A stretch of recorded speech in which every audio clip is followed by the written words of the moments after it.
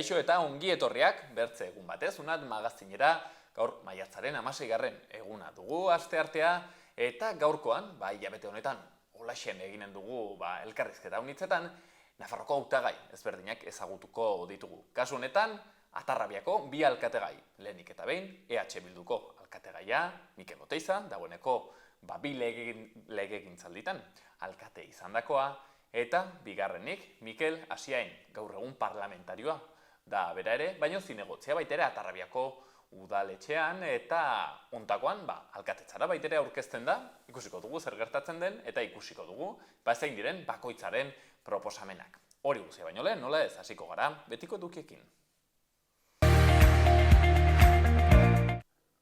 Lehenik eta behin, efemerideak.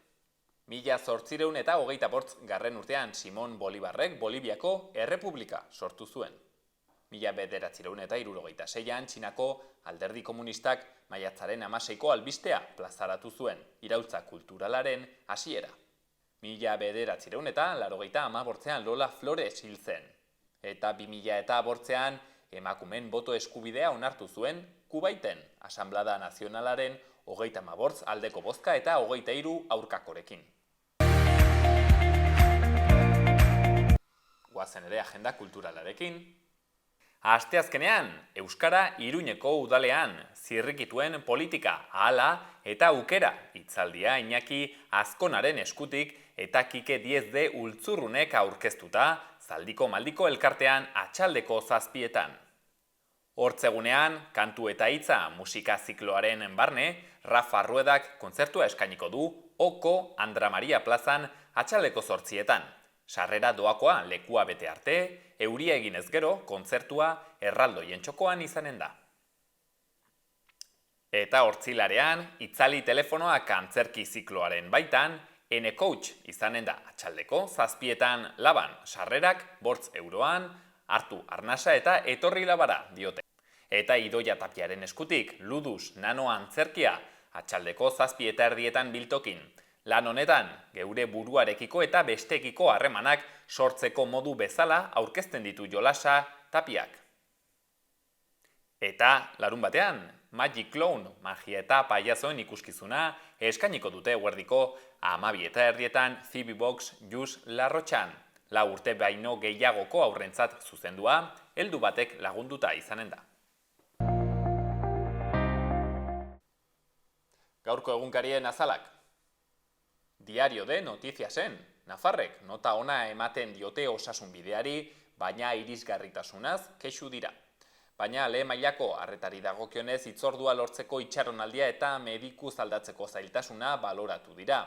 Erizainen arretak 9,3ko puntuazioa jaso du. Arloka Lizarra da puntuaziorik onena lortu duena eta ondoren Iruña eta Tuteran daude. Argazkian berriz, gereziak biltzen gizon bat izenburuan, lehorteak gereziak itotzen ditu Etxaurin. Ibarreko 80 ekoizleek 165 gutxiago biltzea aurre ikusten dute. Diario de Navarra, Nafarroko upeltegiek ez dute 25 milioi litro ardori irteera ematerik lortzen. Foru gobernuak ez du dirurik bideratzen destilatzeko bertze batzuek egin duten bezala. Argazkian, Lekunberriko jatetxeko jabeak izenburuan gastronomia saria. Nafarroko Akademiak Lekunberriko maskarada enpresa txerri arraza bat berreskuratzeagatik saritu du. Gara egunkarian, Eneko Goiaren hitzak lerroburuan. Egonkortasuna bilatu behar dugu berriro, tokatzen zaionari tokatzen zaiona. Etxe bizitza eta turismo arloetan egiten duen lana defendatzen du eta Donostia zientziaren hiri bihurtzearen alde egin du Eneko Goiak. Argazkian Turkiako hauteskundeak izenburuan, Turkiako oposizioa ultranazionalisten menpe dago. Berri gehiagotan, Sergio Fanjul kazetariaren erreportaia, ideologia liberalaren denean desberdintasuna normalizatzea dago. Berria egunkarian, Erresuma Batuak irismen luzeko misilak emango dizkio Ukrainari. Vladimir Zelenski presidenteak Rishi Sunak lehen ministroarekin bukatu du armak gehiago lortzeko Europako agintariei egin dien bisita sorta. Errusiako hartarazi du erantzun ekintza gehiago eraginen dituela. Berri gehiagotan, Erdoganen hitzak indarra galduta, baina aurretik. Azkenik, hazkunde ekonomiko moderatua espero du Europako batzordeak. Euskal Herria irratian, berri nagusian, UPNek hauteskunde legea urratu du. Hauteskunde batzordeak Arrosadiako Zibiboxari buruzko prentsaurreko bat bertan bera usteko agindu zion atzo, baina aurkezpena egin zen eta jarraian udalaren prentsa zerbitzuek haren berri zabaldu zuten. Baita ere, herri urratsen pairatu dugun erauntziaren adineko elkartasuna behar dugu horixen eskatu dute antolatzaileek. Eta azkeneko berrian, Joseba Orduña, Eguesibarko Geroabairen alkategaiaren hitzak. Nabarrasumak paralisia ekarri du Eguesibarrera.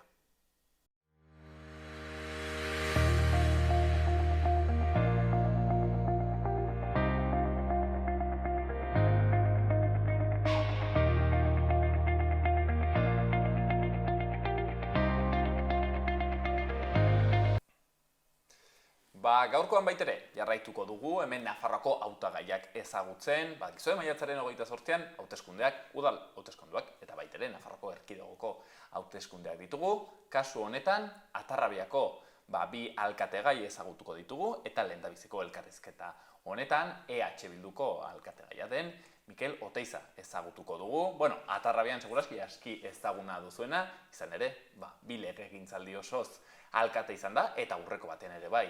Zinegotzi eta ikusiko dugu. Maiatzaren 28an zer gertatzen den, errepikatzeko aukerarik duen ala zer dioen herriak. Edozein kasutan gaur pixkat ezagutuko dugu, bere ere nor den eta zein den haien proposamena Atarrabiarentzat. Beraz, lehenik eta behin, atxaldeon eta mil esker, gure negotegatik, Mikel. Mil esker zuei, arratsaldeon.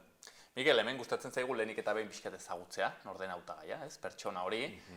Aipatzen genuen, karo, Atarrabian, zu ezagutuko zaituzte, baina nola baitere, bertako ez den publikoarentzat batez ere. Nor erranen zenuen dela, Mikel Oteiza? Bueno, esan duzun bezala, Atarrabian aski ezaguna naiz, jada. Mikel Oteiza da Atarrabiar gizon bat, 53 urtekoa. Ni bizitza osoa Atarrabian egin duena, betidanik hor parte hartu izan dut gauza askotan, kirol taldean, dantza taldean, gazte mugimenduan, eta bar. Eta hor aski hori Atarrabia oso txikia da, eta asko ezagutzen gara dugu elkar, eta hori hor han egoten den gizon bat, alabekin orain, parketan eta horrela. Eta hoize, hori nahiko irakaslea. Zeren irakaslea? Lehen hezkuntzakoa. Eta hori ezakit nola definitu egia esan nahi zen oso salseroa, gauza askotan egotea gustatzen zait eta parte hartzen saiatzen ez, alik eta gauza guztietan ez, gehienetan. Politikaz, Mikel, zer motibatzen zaitu? Ni politikara iritsi nintzen ere, oso modu normal batean, ez? Gazte kontseiluan eta arituan nintzen, eta garai hartan Bilduren eskutik aukera eman zidaten ere udaletxean lan egiteko, nik uste dut Atarrabian falta zitzaidan gauza bakarra zen hori, eta beti perspektiba oso lokal batetik, ez? Sartu nintzen. Hori da nire esparrua, hor egon naiz azken 12 urtetan, horretan lanean, eta ni hor proiektuak ematen zigun aukera parte hartzeko, aukera herritik lan egiteko, eta nik uste dut hori gustatu zitzaidala eta horregatik sartu nintzen honetan. Badago, Mikel, zerbait politikaz tristetzen zaituena, rabia ematen dizuna hori desmotibatzen zaituen? Jakina gauza asko, politika askotan ere, eta ikusi izan dugu ere, kanpaina honetan, badira mezu interesatuak, egi erdiak, kontestutik kanpo ateratako gauzak, eta oso nolabait joko zikina badago, existitzen da, eta hori batzutan, motivazioak kentzen du horrek, ez? Ni egia esan horretan ez naiz bat ere trebea, ez naiz ongi moldatzen, eta tokatu zaidanean lehenengo personan bizitzea, hori, egi erdiak edo halako gauzak, egia esan ez dut bat ere ongi eraman. Eta komentatzen duzu, ez? Agian zure haserrea edo zure tristura, ez? Transmititzen duzunean, batzuk esaten dizute, politika horrelakoa, jo, ze tristea, ez? Horrela izatea. Gogorra da politika, batzutan, Mikel? Bai, jakina, bai. Eta politika lokala, esango nizuke are gehiago. Azkenean lokala oso gertukoa da, eta zure erabakia da, batzutan, erabaki guztiak eta maila guztietan eragina dauka herritarrengan, ez? Baina bai, zuk erabakitzen duzun zerbait, bete-betean eragiten du, eta nolabait kaltetua kakotzen artean izan den persona hori zure gana etorreteke edozein momentuan, edozein ordutan, edozein gauza egiten ari zarela, eta desgaste handia suposatzen du. Hori, bai, disponibilitate hori edo esposizio hori, nolabait, bai, nekagarria izan daiteke. Kanarik etzaizkizu atera, hori bai. Kanarik etzaizkizu atera. Bizarran. Bizarran bai. Baina, bai, desgastea badago, bai. Bai, batzutan, egia da ere, denborarekin eta urteen poderioz ikasten duzula hori eramaten, eta badakizu, modu batera edo bestela hori kudeatzen, ez? Baina egia da, batzutan gogorra egiten dela. Zorionez, horretan ez zaude bakarrik ere, alkatetza talde oso bat dago. Nola ikusten duzu, aurtengo zerrenda? Bueno, zerrenda polita ikusten dut, berria, oso berritua. Esan beharra dago, nik esango nuke, badira beste alderdiekin konparatuz batzuk erabat berritu behar izan dute, batez ere eskuinak eta bere saltzekin eta izan dituzten horren ondorioz, ez? Berritu behar izan dituzte zerrenda, baina gure kasuan berritu dugu nahikotxo eta jende gaztea sartu dugu zerrendan, eta egia esan horretatik pozik nago. Kostatu zitzaigun egitea, egia da ez da oso, ez da bat ere erreza, eta nik uste dut hor alderdi guztiek arazoa ditugula eta zerrendak osatzeko, eta nik horretatik errespetu guztia izena ematen duen guztiarengan, ez? Berdin zaitze alderdiengatik den ere. Nik uste dut pausua ausarta dela, zerrenda batean parte hartzea, lanerako prest egotea. Eta nik uste dut gurean, etorri den jendearekin, egia esaten duzuen bezala, pozik nago, eta nik uste dut talde polita egin dezakegula. Gaina etortzen ginen 8 urtez kasi talde bera mantendu dugu, eta horrengoan bakarrik 3 geratzen gara, eta beste guztia berria dira, eta nik uste benetan esaten dut pozik, eta ere, jain beste urte eta gero, zerbait motibagarria da niretzako ere bai. Hori ez da gutxi, talde berria, batzutan ideia berriak izaten dira baita ere, ez dakit EH Bildu Atarrabiatik, zein erranen zenuke identifikatzen dituzuela, Atarrabiaren erronka edo lehentasun nagusi gisa, edo behintzat EH Bilduren, programaren ardantzak zein izaten aldira. Bueno, gure Atarrabian lehentasun nagusiak, igual badatoz ja legealdi honetatik, ez. Azkenean, badaukagu ibaiaren eta ibai inguruaren eraldatzeko proiektu handi bat, horretarako subentzio importante bat jaso dugu estatutik, eta hori kudeatzea eta proiektu hori aurrera eramatea izango da, esango nuke, legealdiko lanik handiena, zalantzarik gabe. Oso konplexua da, oso proiektu konplikatua da, hor daude jarduerari gabeko fabrika batzuk, atera behar ditugu hortik, eraldatu behar da zonalde hori guztia, aldatu behar da zubi oso bat, azken finean, eta hori guztia, ibaiaren eta gero ibaiaren zonalde hori berreskuratu behar da, berriz ere nolabait naturgune bihurtu behar da zonalde hori, ez?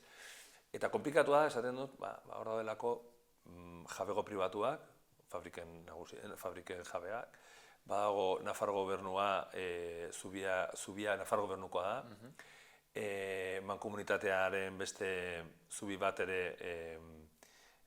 aldatu beharra dago, eta dena Confederación Hidrográfica del Ebro delako horren menpe dago, ez? Orduan, Hori da, zelako kriston movida, azken finean ari gara hitz egiten, badaudela administrazio ezberdinak, parte hartu behar dute, jabego pribatuak, eta prozedura oso komplikatu izango da, eta kudeaketa lan handia eskatuko du, eta hori izango da lehentasun, ez bada nagusiena, nagusia izango da, zalantzarik gabe. Okerrezpanago, Mikel, uste dut, gero abaiekoek erraten dutela haiei esker lortu dela diru partida hori? Bueno, haiek esaten dute eta aitortu beharra dago, hor negoziaketa baten ondorioz atera zen, hor Koldo Martinezek eraman zuen negoziaketa bat, baita ere soekoek esaten dute beraiei esker, azken finean paktoa ez da batena, da gutxienez biren sinadura behar da, eta hori guztia egin da, aldez aurretik egindako lan guztiari esker ere bai. Zan nahi dut, ez dugu memoria hori egin asmatu zerotik, edo guk hori daramagu urte asko lanean Ibaiaren kontuarekin, informe txosten asko eginak ditugu, nolabait ere hirigintza planifikazio guztia edo hirigintza plana horretara hori egiten laguntzen digu, eta hori guztia urtetan egindako lana da. Zan nahi dut, orain iritsi da dirua, baina dirua da aldez aurretik landutako zerbait egiteko, ez? Horrendik esango nuke hor zerbait korala dagoela, ez? Aipatzen dugu, baina noski ere, esan behar dago eta eskertzen da, esfortzu guztiak eskertzen dira, eta nola ez, gero Abaik eta Koldo Martinezek bere Nafarroako senatari gisa egindako lana, noski ere, eskertzekoa. Aipatzen dugu beraz, erronka edo lehentasun handietako bat, hausen, ez? Ibaiaren proiektu hori, diru partida hori nolabait ere ongi kudeatzea. Erronka gehiago, gero eskatuko dizkizut... Baitugu, gehiago, hori osasun etxe berri bat egin behar dute, egin behar du Nafarro gobernuak, eta prozesu hori abian dago, eta horren ondorioz, pentsatzekoa da, orain gaur egun osasun etxea den eraikina, udaletxera pasatu beharko digutela, hori ez dago sinatu enion, hori ez da zertan horrela izan behar, baina horren alde egingo dugu lan, berreskuratzeko espazio hori, eta hor proiektu bat garatu beharko dugu, proiektu bat landu beharko dugu, hori egin ahal izateko. Dena dela, orain 3 urte, gutxi gora bera, 3 urte, falta dira oraindik errealitate izateko osasun etxe berria, beraz, badugu legealdi hau lan egiteko proiektu horretan, ez? Mikel, izan duzu hain zuzen ere, hor Mikel Askeinekin ikamika bat kontu honekin, ez? Osasun zentroarekin, zeren berak erraten du, haizu, ez duzuela, ez? Behar ziren, ez? Denboretan edo plazoetan, nolabait ere osatu osasun zentroaren eraikuntza, eta haizu, hor falta izan dela, alkatearen dei bat edo nolabait ere xaxatzea gobernua hori mugitzeko. Hauxen erraten zen berak. Bueno, izan dugu pixka bat hor tirabira bat horrekin, ez? Baina, esan beharra dago, udalak egin beharreko tramite guztiak eginak zituen 2021 bateko urrian, ja nolabait erregistratu genuen, deitzen dena parzela baten segregazioa hor egin ahal izateko osasun etxe berriak. Hori, Nafar gobernuak dauka kompetentzia osasun etxea egiteko, eta guk partzela hori bere esku jarri genuen ja 2021 bateaz geroztik, ez? Orduan, gero osasun etxe berria egitea Nafar gobernuari dagokio. Nik uste dut hor Nafar gobernua administrazio serio bat dela, eta Nafar gobernuak jakingo du zeintzu diren bere denborak eta zeintzu diren bere tramiteak. Alkate baten deiaren arabera aurreratuko da edo ez, nik uste dut hori ez dela serioa. Nik uste are gehiago hori leporatzen didanean Nafar gobernuan dagoen alderdi baten kide batek, ez? Esaten dit, gero nidaki Eta dela Nafar gobernuan, parlamentarioan. nik pixka bat horren arira erantzuten nion, ez? Zure posiziotik ere aukera gehiago izan dituzu ere sasatzeko eta ezakit premiatzeko hori, venga, zirikatzeko horrekin, ez? Nik esateko, nire ustez gauzak bere denbora dute, halako proiektu batek, hainbeste milioi euro suposatzen duen halako proiektu batek behar du liturgia guztia, bere denbora guztia, bere lizitazio prozesu guztia, bere erredakzio guztiak, eta, bueno, martxan dago, egingo da. Eta, bueno, lehenago egiten badute, hobe, baina, nik uste dut, alkateak deitu ezkero konsellariari esan ezaizu, venga, animo, azkartu hau, nik uste dut hori ez dela serioa. Beti esan digute eta egia ere hitz egin dugunetan eta aukera izan dugunean galdetu dugu, eta beti esan digute abian dagoela, martxan dagoela, eta, bueno, hasta, uste dugu Nafar gobernua esan dudan bezala serioa dela zentzu honetan, eta bere lana egiten badakiela, eta horretan ari dela, vamos.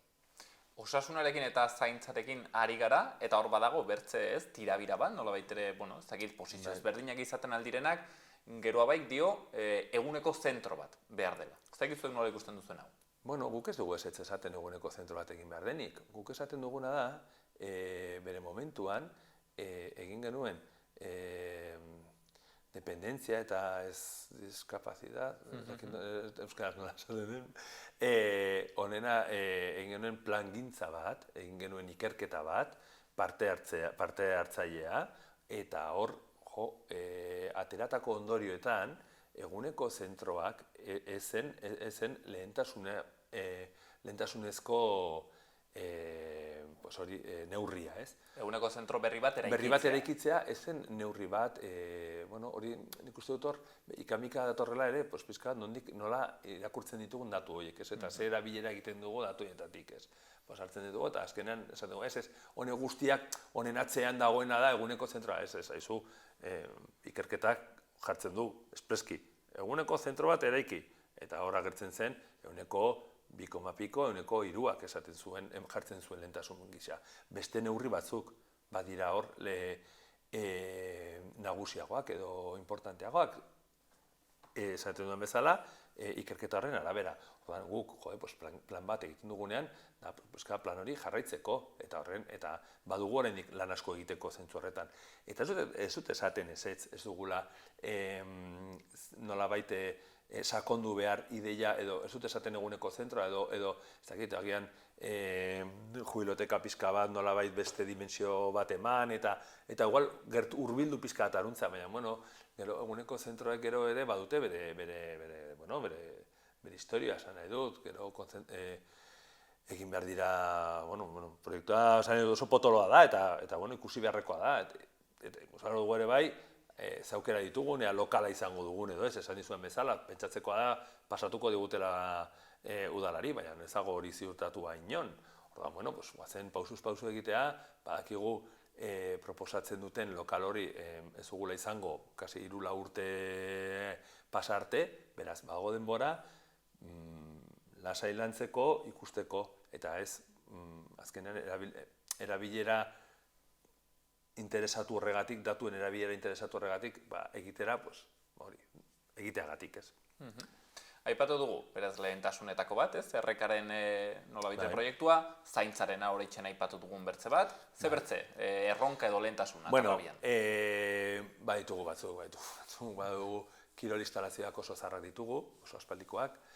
Igual bere garaian oso aurrerakoiak izan ginen, eta instalazioa baginituen beste herri asko baino lehenago, eta orain zaharrak gelditu zaizkigu, eta orduan berritze prozesu batean gaude, hor daukagu plan bat horiek berritzeko, eta aurten lehenbiziko inbertsio potenteak egingo ditugu, batez ere igerilekuetan eta horietan, ez.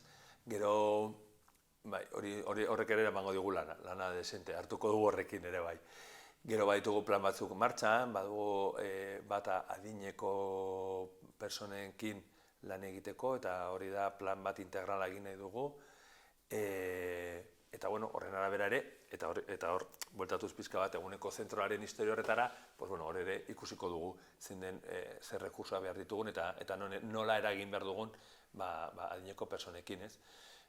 Gustatuko litzaiguke bestelako, etxe bizitza konpartituak, tutelako, housing eta alako proiektuak egitea gertatzen dena, Atarrabia kilometro karratu bada, hirigintza kasi esango nuke agortua dagoela, ordan, hori tentuz esan behar da, ez bai dago hemen aukerarik egiteko, ez dakit noruntz egingo ditugu etxe bizitzak edo nolabait hori, garapenak egingo ditugu hemendik Atarrabian ez dago hori.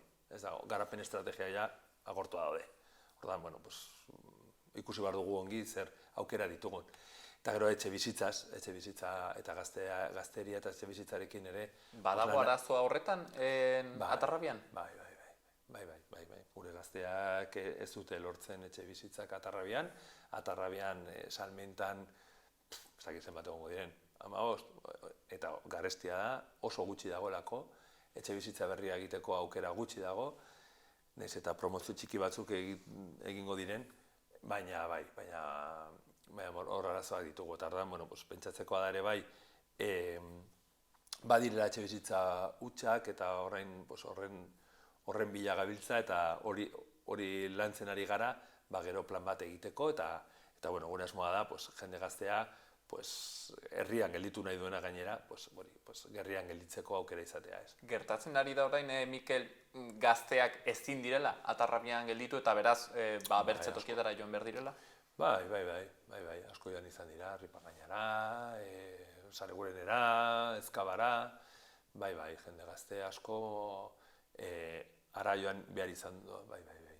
Gero egia da ere, egon da beste fenomeno bat, eta izan da gero, itzuli direla batzuk, ez? Ahal bezain pronto joan dira itzultzen. Ez asko, baina aldu izan dutenak behintzat, bai. Batez ere gero, gazte horiek gero ja, familia osatzen dutenean, eta beti izokina gara, eta itzultzen gara etxera, ez? Familia izatera. Claro, Atarrabiaren kasuan, kontu ezagitez, berezia da hau, zeren ezagit ze irten bidere izaten alduen, ez? Zeren momentu batean, toki batean, ez? Baldin baituzu etxe kopuru bat. Ezin dira gehiago eraiki, printzipioz beteta daude, ez? Komatxo artean, claro, bertako jabeak bertan daude. Eta zahartu ala, populazioa joaten da zahartzen, eta gazteak ez dute tokirik, ez? Orduan, claro, horrek ez du bat ere konponbide erraxik, nola egiten duzu hori? Ez, hori esaten dute, horregatik esaten dute, hor hirigintza garapenak eta halako gauzaek, hemen nahiko agortua dago kontu hori. Hor, arazo bat daukagu. Igual badu puntu bat, Mikel, onartu behar dela? Aizu, onartu behar da, ezagit ez, garai batean, baserritarrak ez, joaten ziren ez, toki berrietara bizitzera, bertako lurrak nola baitere ez, eta etxeak beteta zaudelako, eta kaso Atarrabian onartu behar da, aizu, hemen, gazteak orain ezin dira gelditu hemen etxe berrietan bizitzen, ez dagoelako. Arazoa da, gazteak nahi dutela gelditu, ez? Ordan, hori, badakigu hori gertatzen dela, Atarrabiarrak oso Atarrabiarra gara. Eta nahi dugu, ez? Gure herrian jarraitu eta gure herrian bizitza egin, ez? Orduan, ere badakigu populazioa bera ari duela egiten. Bere, azken 12 urtetan 500 bat lagun galdu ditugu. Ja, orain 10.000 ozta pasatzen gara 10.000-etik. Eta, horrek ere esaten du, nolabait etxe bizitza utxik egon behar daudela, ez? Badirela, nonbait, baina igual ez daude merkatuan, ez? Eta hori, saiatu behar gara horiek azaleratzen, eta mugitzen, ez? Etxe bizitza horiek. Badira ere, esan dut agortu dagoela, egia da ere, promozio txiki batzuk egiteko aukera badagoela, promozio handiagoak ere egin daitezkela, baina badira ja, nolabait zirurgia pixka bat, ez? Azken finean badugu fabrika handi bat, noizbait joango balitz, hor, promozio handitxeago bat egongo litzatekela, eta, nik uste, hori, baina, hori ez dago zure esku, hori da, batzutan, hori da, mina ematen dizuna eta pixka bat, txipena sortzen dizuna batzutan da hori, ez? Konponbidea ez dagoela zure esku eta ezin duzula ez ere egin, ez? Baina, orain ari gara plangintza batekin, ari gara ikerketa bat egiten etxe bizitzaren kontuarekin, eta saiatuko gara, behintzat, aukera gutxi hoiekin aldena egiten ez. Eta nik uste dut hori, Ataroko gaztei transmititu behar duguna da, gu jarriko dugula alden guztia, precisamente hori, beraiek gure herrian gelditu daitezen ez. Mikel, bertze kontu bat, bolo-bolo dagoena, ez dakit ez, kanpaina honetan, hauteskunde hauetan, da, krisi klimatikorekin, jasangarritasunarekin, zer ikusia duena, oraitxen ez, bertan ikusten dugu, gaur berrietan ere agertzen zen, urtearen ez, ondorioak, landa eremuan, krisi klimatiko hor dago, ezin dugu ukatu, ez dakit, zentzu honetan EH Bildu eta Arrapiak zerbait proposatzen duen, jasangarritasunan hor pausoak emateko. Bai, jakina, bai. Gu, ja, legealdi honetan eta esango nizuke aurrekoan ere, ja egin dugu apostu handi bat, gure nolabait aldaketa klimatikoaren aurrean egokitzeko, eta baita ere gure neurrian ere hori ekiditzeko aldaketa klimatikoa. Guk, ja zakitzen bateraekin publiko ditugun plakekin, plaka fotovoltaikak, ja aspaldi hasi ginen, kulturetxean jarri, igerileko estalian, aurre eskolan, eta gehiago jartzeko aukera ari gara baloratzen.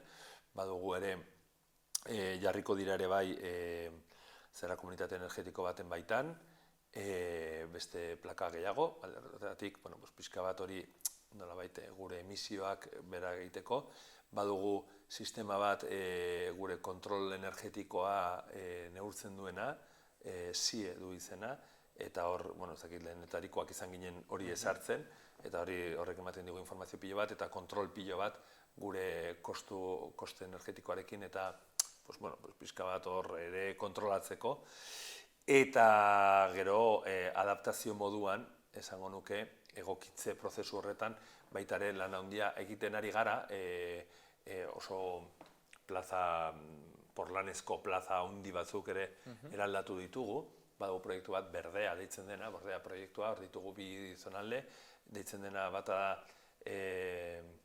bestoki klimatikoa, deitzen dena Ardantzea plazan, eta bestea ekogunea, eta hor ari gara lan egiten, pixka bat porlanezko hirigintza berdetzeko, eta ingurune naturalak ere zaintzeko, baita aibaia, baita mendia ere, hor daukago beste proiektutxo bat gazteekin, gainera oso polita dela gazte hartzainak, eta hor berriz ere ekartzen ditugu ardiak eta garbitzeko mendia, eta baita ere nolabait zuten kontra ere nolabait aurreratzen prebentzioa egiten, egon gara 2 urtez hori lanean, eta beste proiektu asko martxan jarriko ditugu, jakina. Ari gara, eta hori guretzat ardatz nagusi bat izan da, eta ardatz nagusi bat izaten jarraituko du urteetan. Zegit badagoen Mikel Laburrean bertze zerbait ere, atzen duguna errateko, badakit proiektu pila bat direla, baina ezagit bertzeren bat, aipatu nahiko bazteren, eta bertzen azia pasatzen gara azkeneko galderetara. Bai, ez, egia esan, nik uste nagusiena esan dugu, ez? Gero egia esateko gauza txiki asko sartzen dira, txiki kakotxen artean, denak neurri guztiak eta proiektu guztiak bere garrantzia dutelakoz. Eta nik uste dut, gure lehentasuna beti hirigintzaldetikan, esan duzuna bezala, aldaketa klimatikoari aurre egitea, horri egokitzea, kirol instalazioen zera hau, ibaiaren bestea, badugu ere, eta gero parte sozial bat importantea ere bai, aukera gutxiago duten familiekin lan egitea, proiektu batzuk martxan jarritu oso politak aurten legealdi honetan barkatu, eta horiek konsolidatzea izango da ere helburu nagusitako bat. Uste duzue, alkatetza berriz lortuko dela, maiatzaren 28an, zer erranen du, uste duzu Atarrabiako herriak? Auskalo. Hombre, gustatuko litzaidake pentsatzea baietz, eta nik uste gustatuko litzaidake pentsatzea Atarrabiak baloratzen duela guk egindako lana, gure 4 urte hauetan, lana gogotik egin dugu, baita ere oso legealdi zailean, COVID-a dela eta pandemiaren hori guztia dela eta oso legealdi zaila izan da, eta espero dut jendeak baloratzea gure egindako lana, eta aurrerantzean ditugun proiektuak, ordan ni pentsatu nahi dut, herritarren konfidantza ez dugula galdu, eta berriz ere, maiatzaren 28an, hori sentituko dugula, konfidantza hori, hori espero dut. Mikel, akitzeko, zer du bereizgarria EH Bildu Atarrabiak eta zergatik da garrantzitsua, nolabait ere berriz ere, lortzea alkatetza hori? Bueno, guretzat, gu beti esan dugu, guretzat egiten duguna eta nola egiten dugun, egiteko modua, ez? Guretzat oso importantea da, gertutasuna, disponibilitatea, herritarrekiko, hori esaten dudan, hori bezala gertutasun hori, ez? Herritarren gandik eskutikoaz, oso presente gaude herrian, oso presente gaude herriko arlo guztietan, eta bertatik bertara ezagutzen ditugu, konpartitzen dugu herriarekin arazoak, arazo berberak, eta nik uste dut egiteko herritarren gandik ateratako persona garela, eta hori nabaritzen da gure egiteko moduan, ez? Eta hori nik uste dut jendeak baloratuko duela bere neurria. Mikel Oteiza, EH Bilduko alkategaia, Atarrabian, ikusiko da maiatzaren 28an, zer gertatzen den. Mila esker Onditz, gure egoteagatik. Mila esker zuei.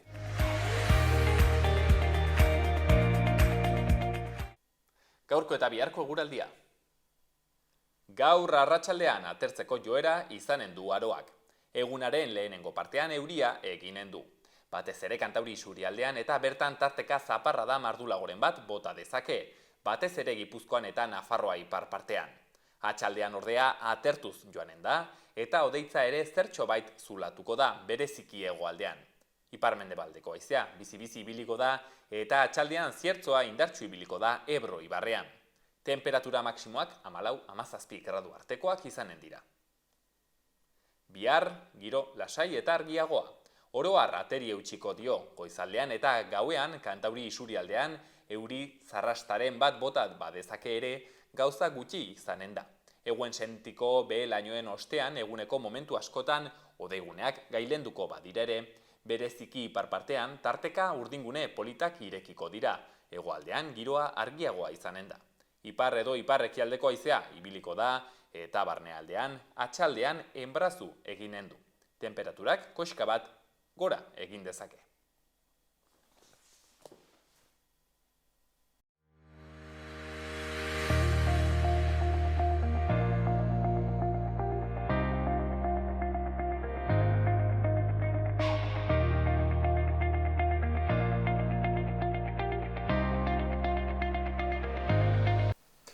Erran dugun moduan, gaurkoan Atarrabia dugu izpide, bertako hautagaiak ezagutzen ari gara, lehenik eta behin, hortzen izan dugu, Mikel Oteiza, EH Bilduko alkategaia, alkate izan dago azkeneko 2 legegintzaldietan, eta orain bertze alkategaia ezagutuko dugu, kasu honetan, geroa bai, Atarrabiakoa, hemen dugu gurean, Mikel Asiain, ezaguna dugu, gainera, Xalo Telebistan, parlamentuan ere, hortzen dabilelako lanean, eta hainbatetan erantzuten ditu gure galderak, beraz lehenik eta behin, atxaldeon, Mikel.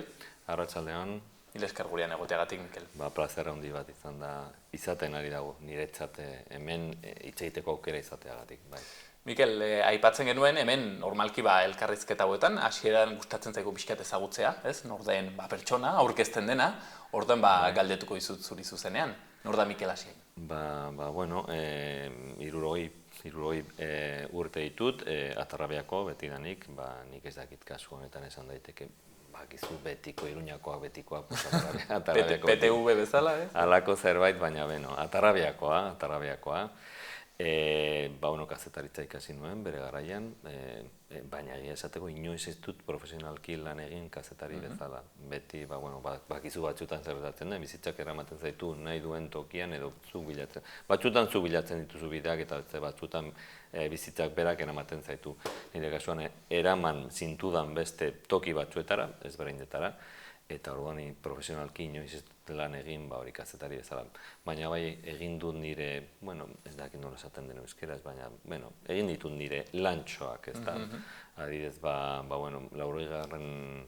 Joan den mendeko, esaten da erraz, baina joan den mendeko 80. hamarkadan sortu genuen, gazte batzuen artean sortu genuen aldizkari bat, Ultzama, deitzen zen, eta bertan pixkat ematen genion buelta herriko bizitzari, gai ezberdinak joartzen genuen, pixka denetatik, eta egin batean ikasten ari nintzenez, praktika bezala oso ongi etorri zitzaidan. Gero, Mikel, zure bizitzaren ere etapa esanguratsu batean, ikastolen elkarteko lehendakari, okerazpanago? Hori da, hor ere aldizkari bat zegoen, eta hor ere nire lantxoak egin nuen, baina izan nintzen, seme-alabak izan nituenean, Pazian da ikastolara bidali genituen, eta hor urte batzuk gainera, 3 ditut, beraz, 3 seme-alabak ditut, beraz, urte batzuk eman dituguan, eta murgildu nintzen arduradun bezala juntan, hasiera batean, eta gero ja juntako presidente bezala nintzen 2 urtez. Gero, hori utzi, eta Nafarroa ikastolen elkartean ere, lehendakari bezala 3 urtez egon nintzen. Gero, etorri zen proposamen bat, politikan sartzeko, eta etika ikuspuntu batetik nik enuen bateragarria ikusten, ikastolen elkartean izatea, eta aldi berean alderdi politiko zehatz batean izatea. Horrexeatik utzi nuen ikastolen elkarteko lehendakaritza, eta aurrera pauso eman nuen kasu honetan politika. Legebiltzarkide, bazara, hortzen ibiltzen zara, Mikel, eta baitere, aipatzen genuen, Atarrabiako zinegotzi. Ez dakit nola diren lan hauek ezberdinak dire, bat bertzea baino nahiago? Nik uste dut batek laguntzen du bestea, toki batean ikasten duzuna, gero baliagarra izan daiteke bestean. Niretzat lehendabiziko esperientzia izan da politika munduan, bai parlamentuan eta bai udaletxean.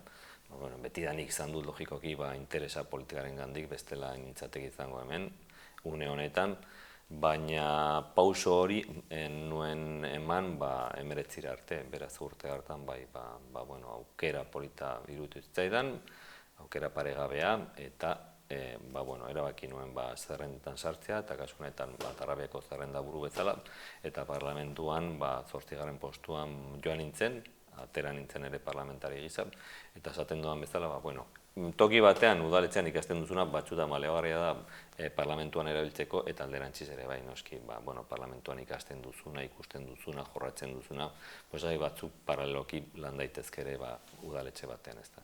Zein da, Mikel Asiainen erranen dugu gaia, edo ez? Preokupatzen diona nola baitere, badakigu ez, handana bat direla, baina erraten duzuna haizu, ez? Niri honek motibatzen dit, honetan gauzako betzea, bereziki garrantzitsuan eretzat.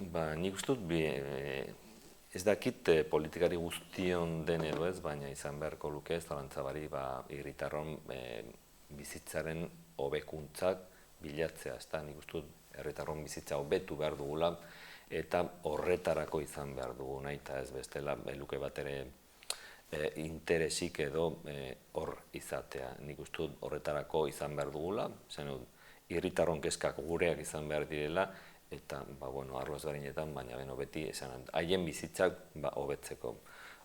Kasu honetan, ez dakit, legealdi oso arraro izan da, zoritxarrez tartean izan da COVID-a, pandemia, eta hortik ateratzen ere ginenean, sortu da beste bat, ez da, Ukrainiako gerra dela eta, inbasioa dela eta, horren ondorioz etorri dira beste motako ondorioak, ez da, adibidez, energiaren prezioen garestitzea, eta ez bakarrik energiaren, baizik eta gure etxeetan ere, argindarra, erregaiak, pizkatena lotuta, eta egin batean horrekin batera ere inflazio handia, oso inflazio handia, eta zailtasunak etxe askotan, zoritxarrez, hilaren bukarara ailegatzeko, ez da, batzutan soldatak ez dira nahikoak,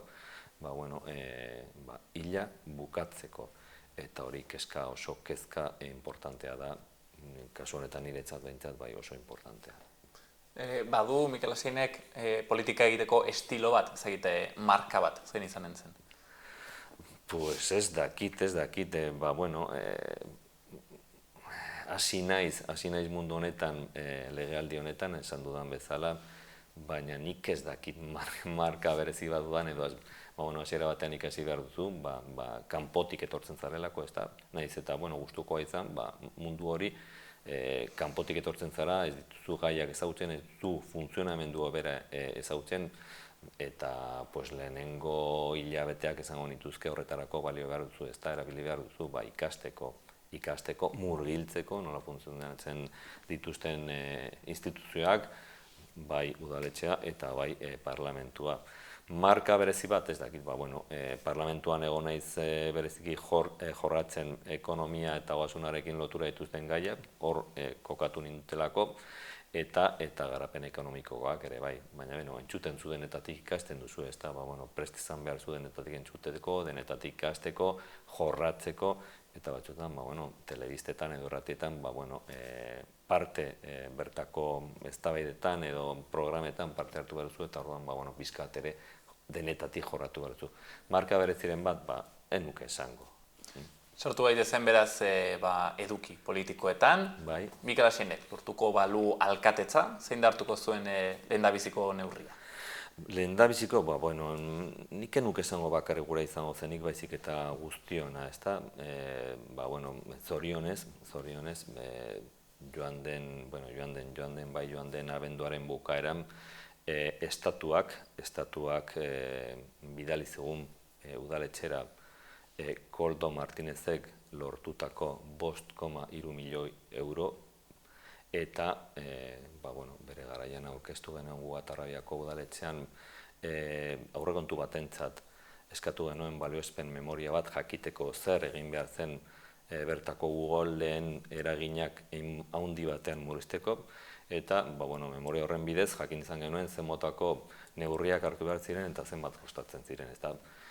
Horri esker planteatu genion Koldo Martinezi senatuan zegoela negoziatzeko entzuzen ere estatuarekin 2022ko aurrekontuetan partida bat sartzeko, justu memoria horretan agertzen zen partida, 5,3 milioi horiek, eta lortu zuen akordio bat Espainiako Hacienda Ogasun, Ekonomia eta Ogasun Ministrarekin, sinatu zuen akordio bat, baina egia esateko estatuari asko kostatu zaio dirua eskatzea, dirua ematea, baina zorionez, abenduaren bukaeran ailegatu zen Atarrabiara, eta nik uste dut orain, ahalik eta lasterren modu harinenean, baina zorrotzenean ere bai,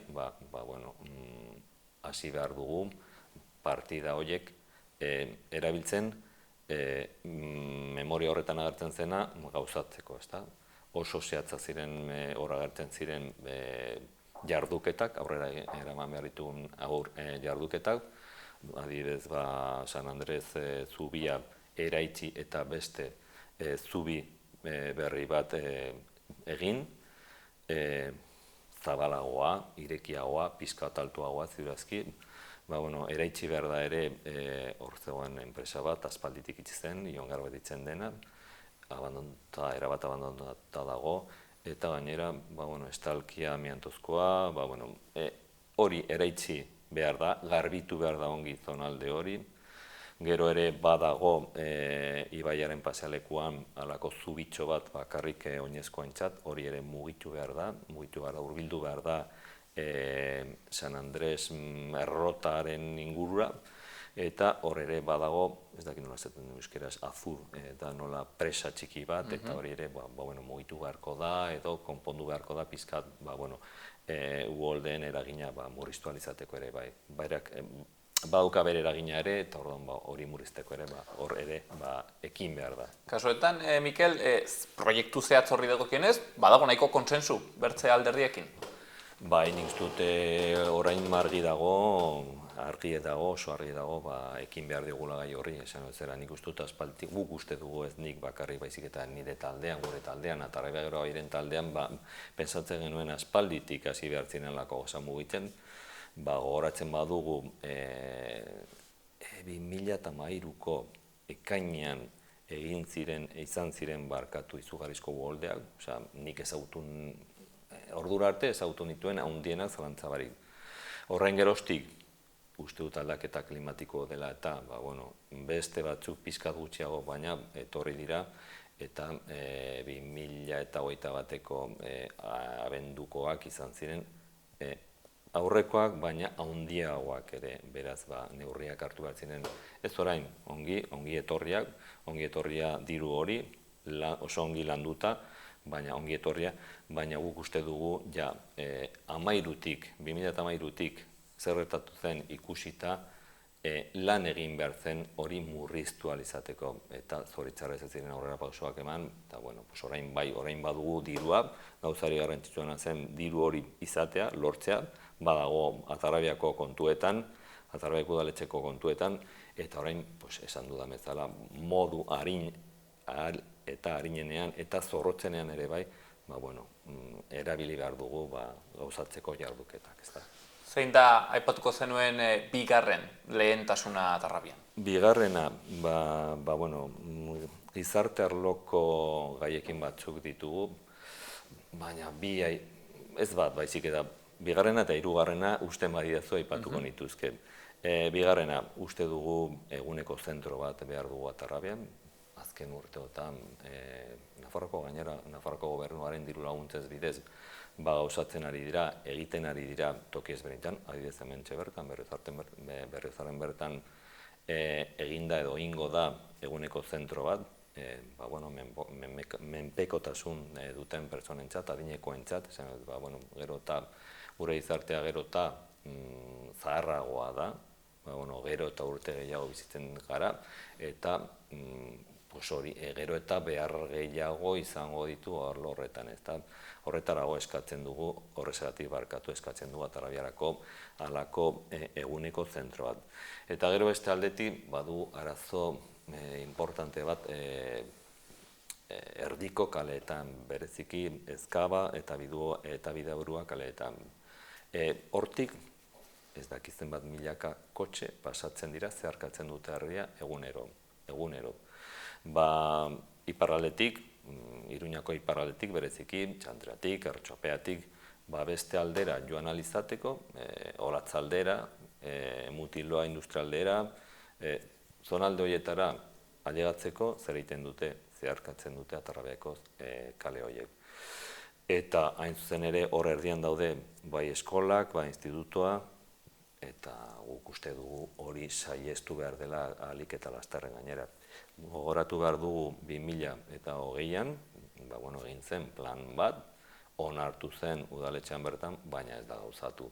Eta hor agertzen dira zen motako neurriak hartu behar diren, mota ezberdinakoak ziren, ez dira errazak, baina hor daude idatziak beraz, zer egin behar dugu aplikatu. Horrek zarra nahi du, Mikel, variante bat egin beharra da? Ez, Atarrabia zarkatu ordez, trabak jarri, oztopoak jarri, hortik gurtzatzen direnei, beste motako bideak hartzeko. Esaten dudan trabak, abiadura moteltzen, kaleak pixka desbideratzen, abiadura gutxiago izateko eta erregaien konsumoa hainbatean handitzeko. Horrela, gidariek ikusiko badutela beste motako bideak toki berera ailegatzeko, nondik Belateko tunela hartu, N121 hartu, gero PA 30 uhartetik hartzeko ere, eta ailegatuko zara iaia denbora beran, neurri horiek hartzen, denbora beran ailegatuko zara bai Olatzaldera edo bai Mutiloa aldera. Horiek dira hor agertzen ziren neurriak, ez da. Horretarako zer, agian ausardia politikoa, ez dira ezki txanderan bizitzen lagun batentzat, ez da izango gustukoa, edo Arrotxapean bizitzen harentzat ere ez, baina Atarrabian bizigaren ontzat egunero halako trafikoa pairatzea ez da ere bidezkoa. Beraz, guk uste dugu neurriak behin idatziak hartu behar ditugula, hori hainbatean saihesteko. Aipatu duzu eguneko zentroa, eta badakigu hor alkatearekin edo alkatetza taldearekin baduzuela desadostasun bat. Aipatzen duzu, Mikel, bueno, ez dituztela segurazki gauzak garaiz egin edo ez, nola baitere behar zuen, ez, azkartasunarekin eta kaso, ez dakit, ez, falta izan zaiela pixket kontu horretan xaxatzea. Aldiz, Mikel Oteiza alkateak erraten zigun, aizu, osasun zentro bat, ez, bere eraikuntza ezin dela nola baitera azkarrago egin alkateak deitzeagatik. Ez dakit hori nola ikusten duzu? Bueno, hori dira ikuspuntu ezberdinak, ezta?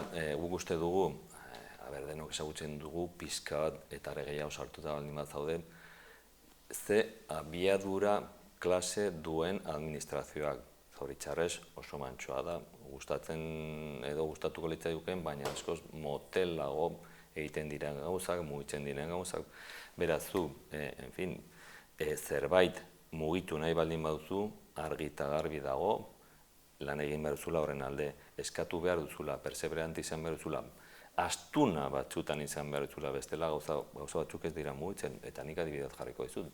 5,3 milioi horiek lortzeko, ez dakizu zenbat, nahiz eta akordi bat sinatuta izan, ez dakizu hori gauzatzeko zenbat aldiz izan behar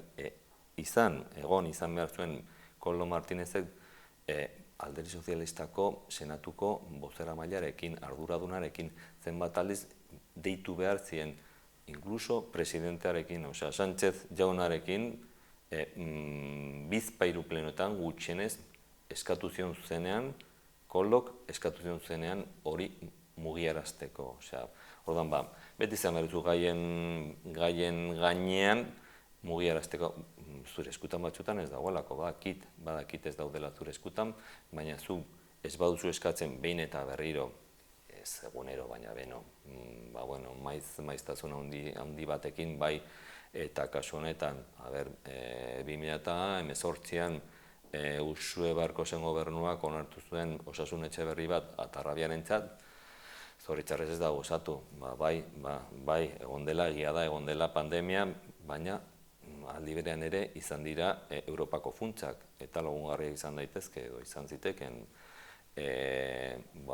zuk eskatzen baduzu alkate bezala hor gainean baldin bat zaude deitzen, eskatzen, biltzen gutxenez ikusiko zen ezta mugitzen zarela horren alde sinisten duzulako alako proiektu batean gobernuak sinistu bat zuen beharra zegoelako Atarrabian zu autoritate gisa, herriko autoritaterik ondiena herrian, uste dut mugitu behar duzula gaia. Zoritxarrez ez da gauzatu, badirudi hurrengo urteetan zenbat ez dakigu zenbat izango diren. Eta gu planteatzen genuen, orain dagoen osasun etxean, eguneko zentroa jartzean. Pentsatzen dut tokirik egokena, ez dugu aztertzen besteren bat, baina ikusten dugu egokiena dela, zergatik herriko erdian dagoelako, plaza batean, eta egokia Atarrabi oso txikia da, egia esateko, eta edozein tokitan izan liteke, baina hori usten bada osasun etxe berria egiten delako, toki egokia, oso egokia ikusten dugu halako batentzat, ezta. Eta horrexegatik, aurtengo aurrekontuentzat eta joan den urteko aurrekontuentzat eskatu genuen, sartu genuen 15.000 euroko partida bat, esan dut ez da dirua, halako balioespen memoria bat egiteko, jakiteko, legez ezartzen dira zenmotako espazioak, zenmotako aretoak, zenmotako gelak, izan behar du eguneko zentro batek, ezta? Jakiteko orain dugunarekin zer egin daiteke eta zenbat kostatuko duen birmoldak eta hori, ezta? Eta gainera, aldi berean hori egiten baduzu, horrekin joan zaitezke Nafarroako Gobernuaren aurrean barkatu, eraman dezakezu hori, planteamendu hori, eskatuz, aldi berean, aizue, jakin ezazue, guk nahi dugula etxe hau, guretzat, Atarrabiarentzat, gurea ez delako, esan zera hori Nafarroako Gobernuari dago, berea da, Nafarroako Gobernuarena, beraz, haiek ere beste motako edai izan ditzakete, ez da beste motako erabilpenak eman alizateko. Baina zu aurreratzen bazara, haiek jakin gautu behintzat, zu baduzula asmoa hor eguneko zentro bat egiteko, eta gainera gizarte arloko gai batentzat nik uste dut Nafarroko Gobernutik baimena emango lukete halako batentzat, ez da. Zoritxarrez ez joan den urtean eta ez aurten ez dute onartu partida horiek aurrekontuetan eta momentuz jarraitzen dugu jakin gabe benetan momenturen batean egingo den eguneko zentro bat Atarrabian edo ez. Gure asmoa da horrekin jarraitzea jotake astunak izango gara hori lortu arte pentsatzen dugulako unea delako. Zera Nafarroko Gobernua bultzatzen ari da halako proiektuak, diru partidak izan dira eta suposatzen dugu izango direla hurrengo urteetan ere, esaten dudalako, poblazioa zahartzen ari da, eta zentzu horretan gero eta behar handiagoak daudelako toki guztietan. Mikel, bertze gai bat pilpilian dagoena, nola baitere, bai, Iruña herrian ikuste dut batez ere, baina bertze tokietan baitere, etxe bizitzarena. Atarrabian gainera, honek ez du irten bide erreixa, zeren, ez, Atarrabia, okerrez banago, kilometro karratu bateko, ez, herrigune bat da, beraz, ez dakit zer egiten alden kontu honekin, lehenik eta behin, ikusten duzu, arazo bat etxe bizitzari dagokionez bertan? Bai, eta horrezagatik gure programan sartu ditu, alokairuzko edo etxe bizitzak, bereziki tutoretzapeko apartamentuak menpekatasunaren bat duten personentzat, lagunentzat, eta bai gazteentzat ere, horretarako zer egin behar du Nasu Gintzarekin batera lan egitea. Atarrabiako udalak ez dauka diru nahikoa hori bultzatzeko, eta gero bestaldetik Atarrabia da den bezala, oso txikia da, espazio gutxi dago ja, eraiki ahal izateko, beraz zer egin behar da aprobetxatu etxe zaharrak, abandonatua daudenak, eta promotore pribatu batek erosi baino lehen, erosi ezazu udalak bezala, eta Nasu Gintzarekin batera lan egin apartamentuak, eraiki ahal izateko apartamentuak, esan dudan bezala, bai adinekoentzat, edo menpekatasunaren bat dutenentzat, edo gazteentzat ere, bai. Hori da bide bakarra esan bestela, promotore pribatuak etorriko dira, joango dira Atarrabiara, erosiko dute etxe zahar horiek, edo gelditzen diren lurzoruak, eta ingo dute bere kabuz etxe bizitza libreak. Eta gu pentsatzen du bultzatu behar dugu hain zuzen ere etxe bizitza sozialak. Sozialak, bereziki gazteentzat eta bai adinekoentzat.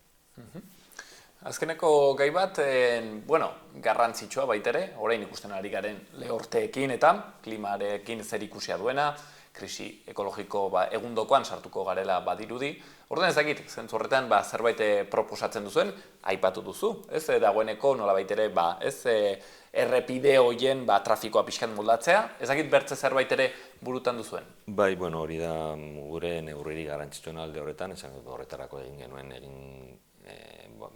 plan hori, esan dut, idatzita dagoena, aipatu dena idatzita dagoena, eta hor agertzen dira ere beste motako neurriak horrekin lotura, zona batzuk loreztatzea, beste zona batzuk landareak landatzea ere, beharrezkoak direlako, zoritxarrez Atarrabia txikia da, eta ia oso, ez dakit nola esan asfaltatua, ez da, nik uste behar direla zuaitz gehiago, eta gero bestaldetik ere mugikortasunaren aldetik ere bultzatu behar da, egin batean behintzat txirrindula, ez da, txirrindula saiestu kotxea, herria txikia delako, saiestu zeharkatzen dituztenak, noski baietz, beste aldetik eramaten, eta landare gehiago, arbol gehiago, pizka denetatik, eta beste aldetik ere bultzatzen txirrindula. Ez bakarrik Atarrabia, maizik eta lotu behar dugu Atarrabia, Burlata,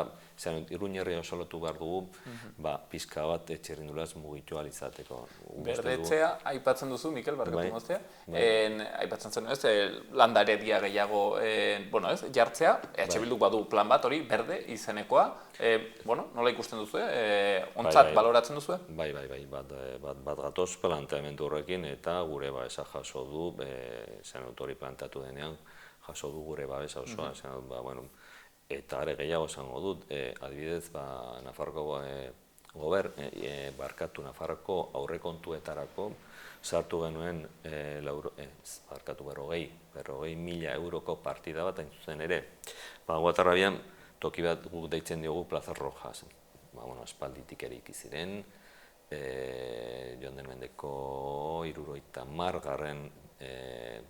Hamarkadan, eta daude etxeak, eta dena haien artean, etxeak dira gorriak, eta zorua ere da gorria, horrezagatik ditzen zaie Plaza Rojas, eta ez dago ez da zuaitz bat, ez da landare bat, ez da lore bat. Orduan, planteatu genuen Nafarroako parlamentuan enmendakin bat, hain zuzen ere bideratzeko 40.000 euro plaza horietan, plaza gorriak deitzen diren horietan, edo ditzen diegun plaza gorri horietan, lorestatzeko, landatzeko, berdetzeko, ikusten, beharrezko, oso beharrezkoa ikusten dugulako. Mikel, zentzu horretan, azkeneko kontu bat, aitzen da, gero eta gehiago batez ere mugimendu, ingurumenaren defentsaren aldeko mugimenduetatik, haizu, kontsumo ere jeitsi beharra dela, nolabait ere.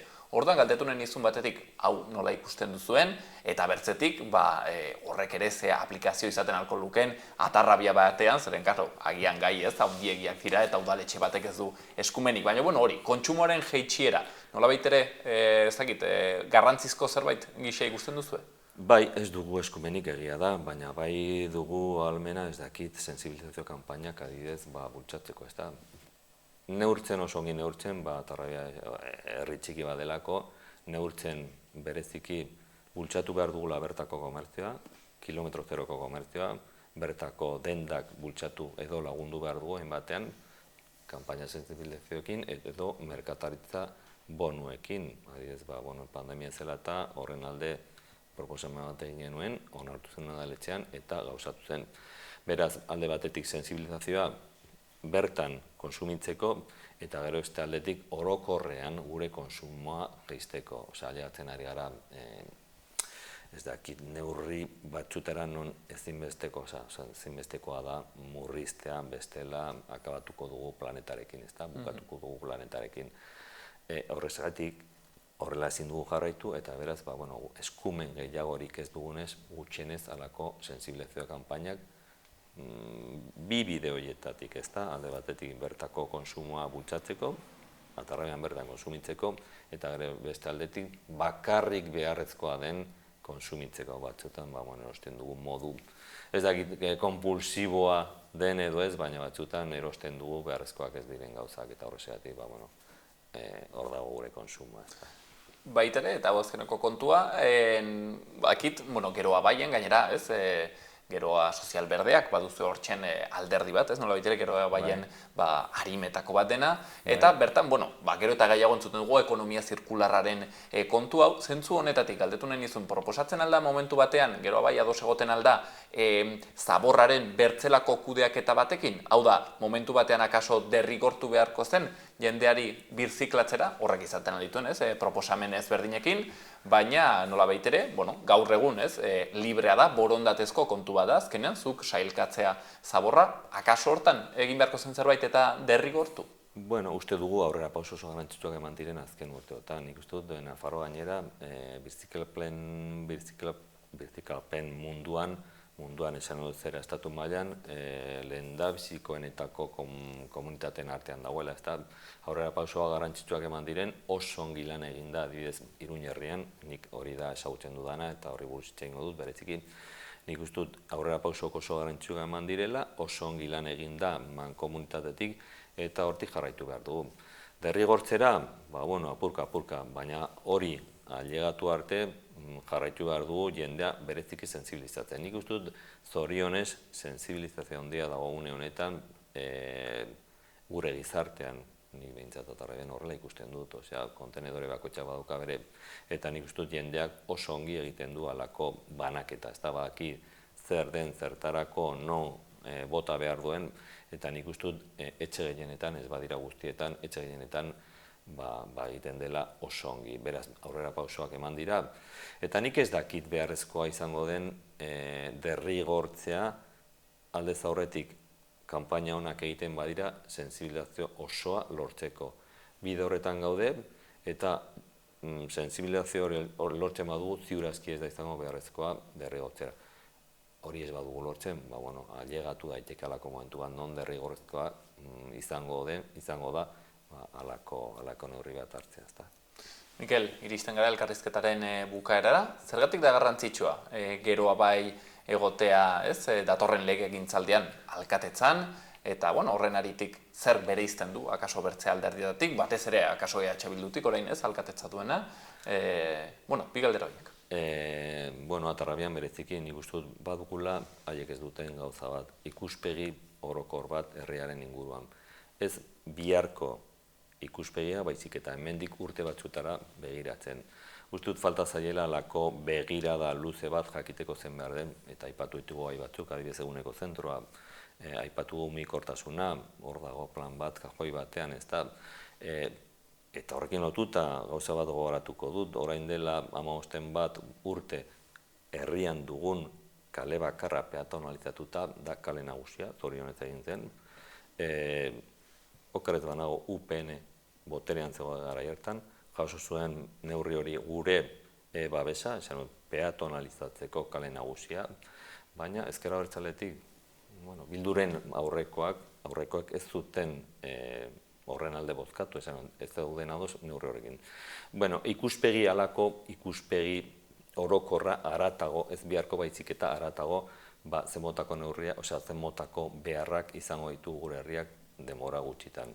Eguneko zentroa, tutoratzapeko apartamentuak bai adinekoentzat, bai gazteentzat, alako mugikortasun plana ahalik eta lasterren gauzatzea, alako gauzak, eta nik uste dut ez dutela egunekoa egiten duten moduan, hori ere kritikagarriak bakoitzak dauka bere ikuspuntua, eta falta zaielako. Eta orokorrean ja, Nafarroari buruz hitz egiten badu, argi dago, geroa bai dagoen tokitan eta indarra izan duen tokietan, udala aurrerakoiak eta pluralak osatu direla. Beraz, guk indarra baldin badugu Nafarroan, halako udalak, Iruñan, Burlatan, Barañainen, Eguesibarren, legealdi honetan gertatu ez dena, gertatuko da hurrengoan. Hitz horiekin utziko dugu gaurkoan, gurean, Mikel Asiain, Geroa Baiko Atarrabiako alkategaia, ikusiko dugu, zer gertatzen den maiatzaren 28an. Mikel, eskerrik asko, gurean egoteagatik. Zuei, gonbidatzagatik.